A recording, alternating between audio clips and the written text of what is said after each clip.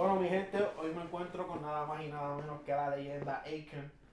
Esta entrevista va a ser en inglés, porque pues Akon está practicando, you know, you still Está practicando. practicando el español. Practicando. So how much you think it will be like so you can start like speaking Spanish? I said to myself, 1 year, I'll be speaking for sure. Well, how hard it is? Okay, so if you don't speak Spanish, so how hard it is when you go to the booth and do the Spanish songs? No, it's very easy to speak it. Okay. It's just sometimes I don't know what I'm saying. Okay. Does that make sense? Yeah. So I can speak all day. Whatever you say, I can repeat it. I just have to know what I'm saying. Okay. Yeah. Cómo no was crazy. Yeah, no, cómo no was crazy. Cómo no, man. I Yeah, heard that. cómo no was You like crazy. Spanish and you in the beat. Like, Yeah. you got like, I seen that you doing this, like an album in Spanish, but it's not just like other people do. Like, okay, Latino is now the movement, let's do it, just do anything. No, you really like grabbing the beats, like the one that you doing like with the another one, you saying stuff that we say in Spanish. Well, because this is the thing, like what I did with the Spanish album, my process, I would go on the beat, I would do the melody. Then I say, okay, I want to say this, I want to say this, I want to say this. And then the writer in Spanish would come and write it for me. And then, yeah, so that's why it was a lot easier. And then the beats with Mafia, right? Yeah. All of the beats? Yeah, well, the one with Anuel, my son did that beat. Ooh. Yeah, I got my son. He's a producer. He's ridiculous. And then yeah, he's a monster. Then Johnny did the one with Becky G, the Cómo no. And then all the rest of them is me and Mafia. Okay. All Mafia. Yeah. Mafia. That's what I call them. Yeah, nah, dudes. That was supposed to be in the celebration. Yeah, I know. Yeah, and then I know. like, Me yo, too. I said, yo, but I'm in New York. I said, what? Man, I'm doing an interview with Yo, Dímelo Mafia. Sorry, brother. He say, oh, okay, it's good. I produced his album. Yeah, you know what I'm saying?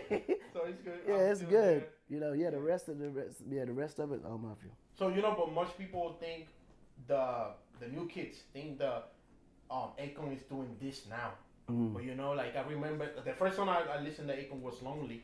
Yeah. Then they put the video on this song, like this guy singing in the theater with Lonely. Yeah. And then Soul Survival with John Jeezy. But then I started listening with Spanish dudes. Like I remember Voltio, he did the Locked Up one. That's the beginning. Yeah.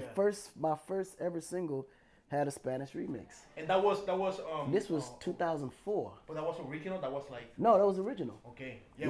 We get it. Cause you know what I'm saying. Yeah. So people don't realize I've been doing this for a long time. Then when I did the I Wanna Love You, I put Tego Calderon on the remix. And Don Omar. And Don Omar. Yeah. You remember? See. Yeah, I was here. I was listening to that. Yeah, you remember. I was coming here with Bring It On.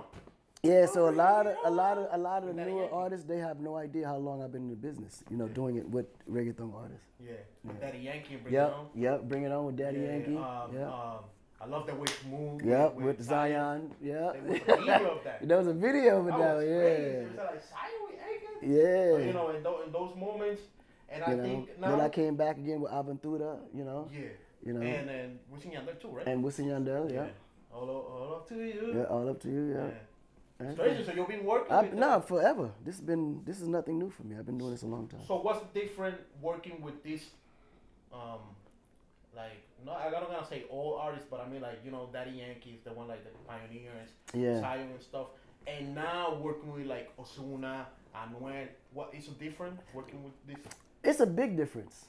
How? It's a big difference. I think the older artists, because we just have a different code. The older artists, we came up under a certain kind of code, and I think the younger generation lost the code. Yeah, because they had it like that. It could be possible that because I think we opened the door and made things so great so fast, but we was always a men of our word. If we say we're gonna do something, we do it. That's me, Daddy Yankee, you know, Tego, Bolcho for that matter, Don Omar, Pitbull. Like it's a different. That's a different generation. When we say we're gonna do it, we do it. This generation is not like that. Don't say how like that código. Yeah, it's not like that. It's different. So you gotta kind of start. You know, you understand. You gotta move a certain way. And you're like, No problem. I know they busy. Da, da, da. But it's different. It's not the same. So what was the problem with the song, the Get Money with Anuel? Actually, what happened? An issue about that. Yeah, it was. It was a minor issue, but it wasn't serious. What happened was, when Anuel first got out of jail, I reached out to him, and we did the song. I was the first person he reached out that we worked together when he came out. Like, he got out today. Tomorrow we was in the studio. He worked. You wanted it to. I wanted Anuel because Anuel was a convict, and I wanted to support. I wanted to support him. You know, I always love Anuel. Till this day, I still love and respect him. You know. But at the time, my album wasn't going to come out till now.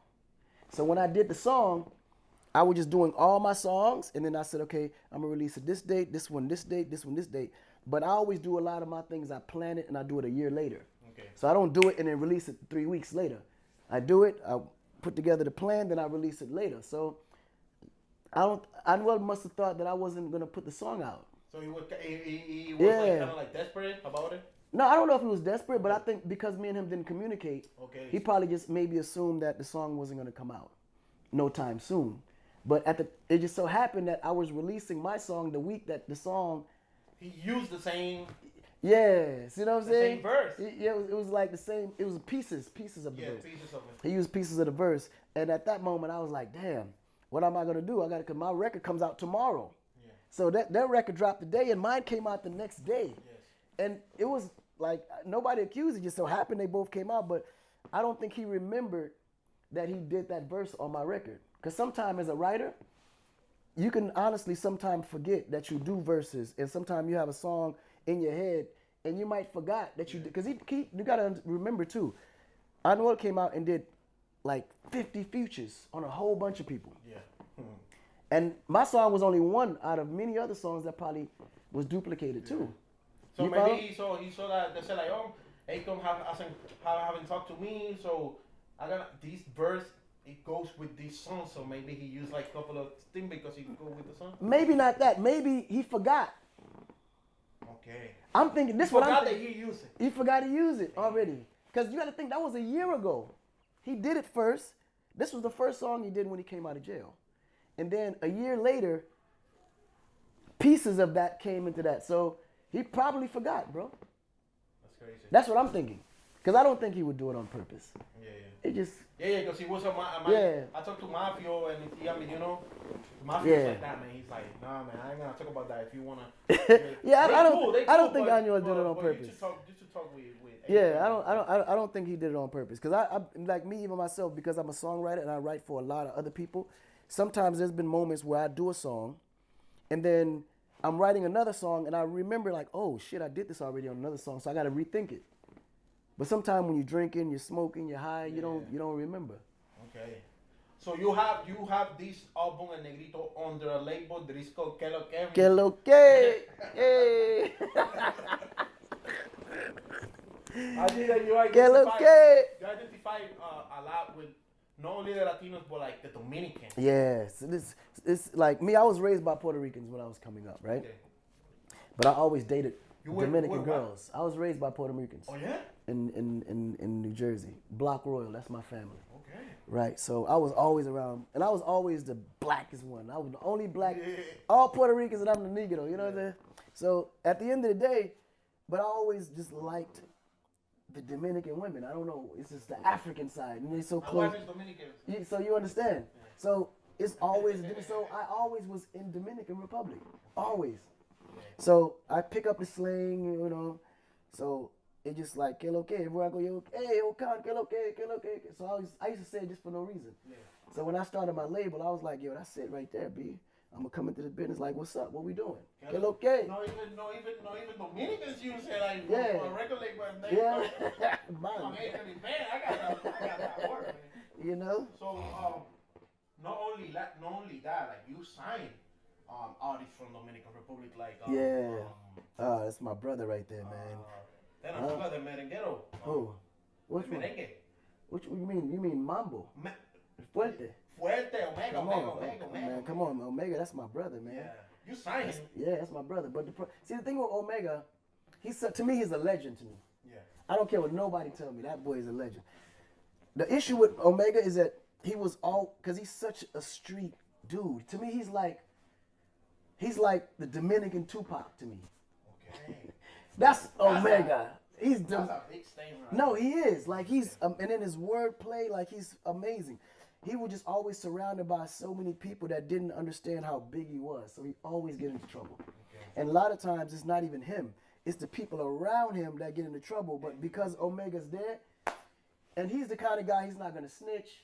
He's not going to say, no, he did it. He's just going to say, look, put it on me. Okay. And sometimes as the big star, you can't do that. Because every time something happens, that's extra problems that you have to deal with, more money you have to spend, and a lot of time lost that you could invest in your career. And Omega's just so real that he always take the blame for everybody, and he's always caught up in trouble. So he's not signed with you? Yeah, he's still signed, okay. But the problem is he's always in trouble. We can't never get him out of the Dominican Republic. So so what you're saying, like, do that happen to you when you started your career? When I first started, yeah, straight up. When I had trouble, locked up, ghetto, Block Royal was everywhere I go. Everywhere we go, we fighting. Like, it was just too much. Yeah. You know, like, it's so, and then me, I'll go out by myself. I'm over here fighting, throwing people off stage. It's like, why? so it was too much. You were part of a statistic, but most people, maybe, do you remember some people, like, just saying, like, they never thought that you were gonna be who you are right now, man. Oh, because you did all the stuff, but you have done so much good stuff, you know, for your country. No, absolutely. Like with me, I always relay my future to my past, you know, because in the beginning, there's a lot. Like honestly, to me, every day I'm here, I praise God and I thank God every day, because from where I used to be to where I didn't think I was gonna be alive this long. Honestly, we used to get into so much stuff to the point where every day you live like it was your last day. So, and then you're surrounded by everybody that you constantly have to be validated by. Because at one moment you show a little bit of weakness, they feel like that's a door they come in and they want to disrespect. So you always have to have your guard up all the time. Yeah. And I think when you get to a certain level of success, it's not necessary no more because you've proven yourself. But at the same time, you also regret a lot of the things that you've done in your past. So you're trying to find ways to make it up. And it started with me just trying to find ways to make it up and realizing, wait a minute, this is my destiny. Yeah. You know, God put me in this position now to be able to uplift people, help people, and create an impact. And you know, hopefully put other people that's watching and be an example for others like me to be able to do the same thing. Yeah, that's good, man. Yeah. And you done all this stuff, but you sign other artists too, like not only like you sign T-Pain. Mm-hmm. I think you sign Man, listen, I've been this girl, Lady Gaga, right? Yeah, I've been involved with so many careers since I began. You know, from T-Pain, you know, obviously to Lady Gaga, Cardinal Official. I mean, Young Thug, K-Camp, Young Jeezy, French Montana.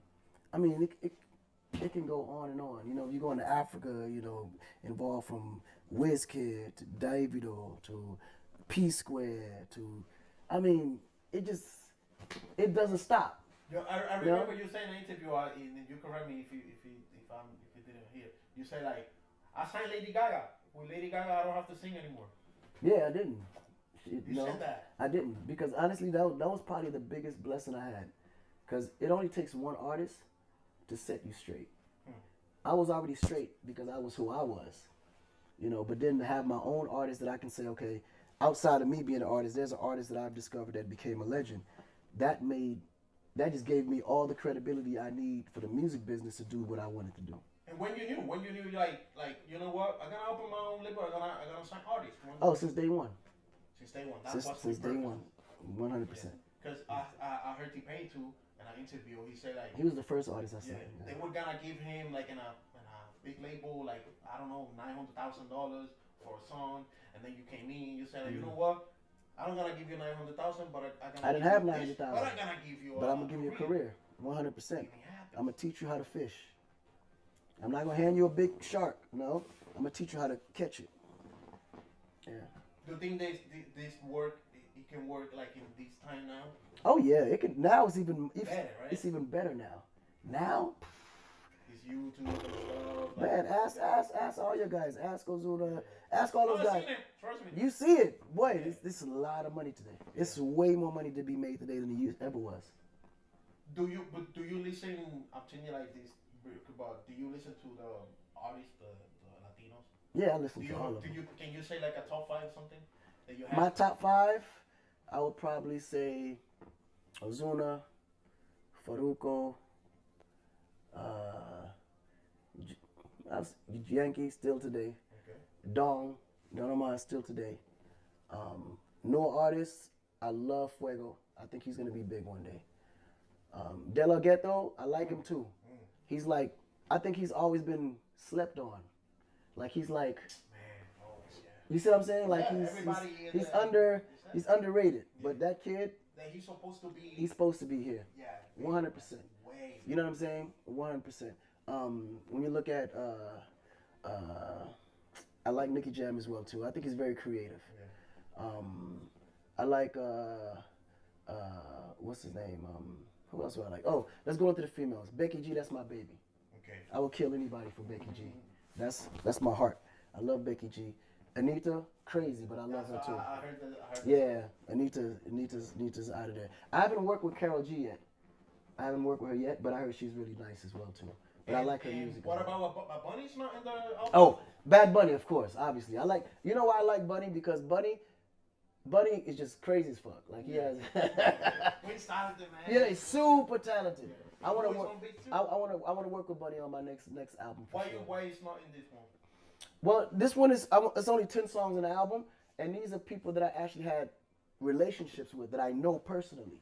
You know, Bunny, I never met Bunny yet, but Okay. I'm gonna meet him eventually, and then we'll do some stuff together. And you never thought like of doing like a concert in Puerto Rico? Oh, that's definitely coming. I want to Choliseo? put the album out first, Okay. and then we'll figure it out. Ooh, Choliseo, like who's gonna be? I don't know if it's Paco Lopez, Pina Records. We'll see. Buena Vibra, like promoters.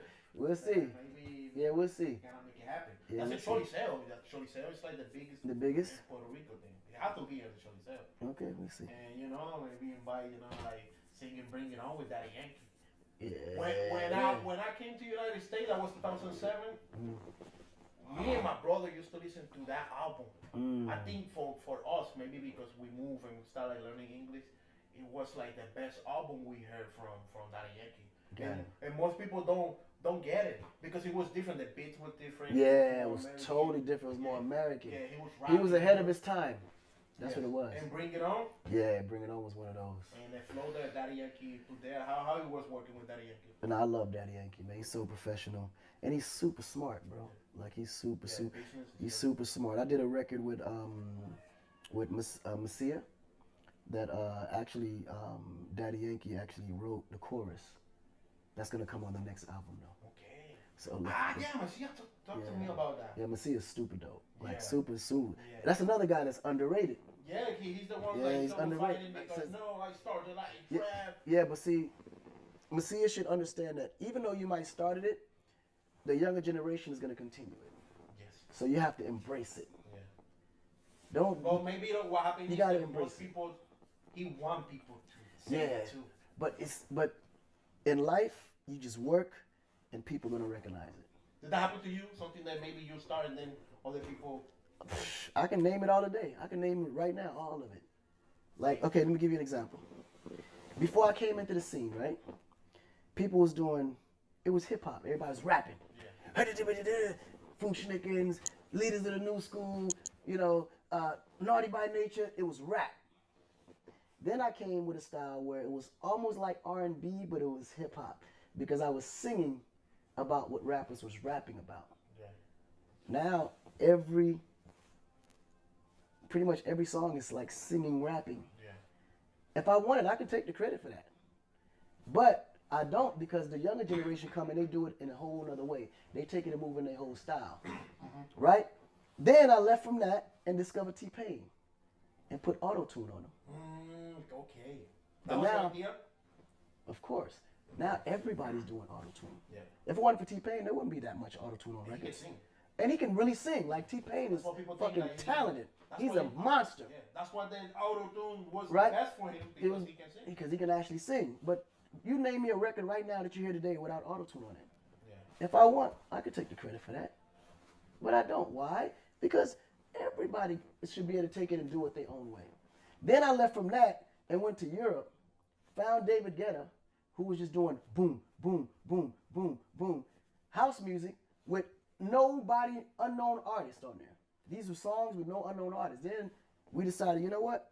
What if we put an A-list artist on those house music tracks? Wouldn't that be better than putting an artist that nobody know? Yeah. So we started with Sexy Bitch.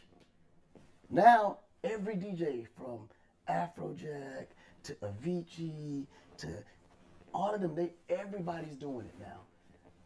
Boom, boom. That's now what you call EDM. Yeah. If I wanted to, we could take that credit.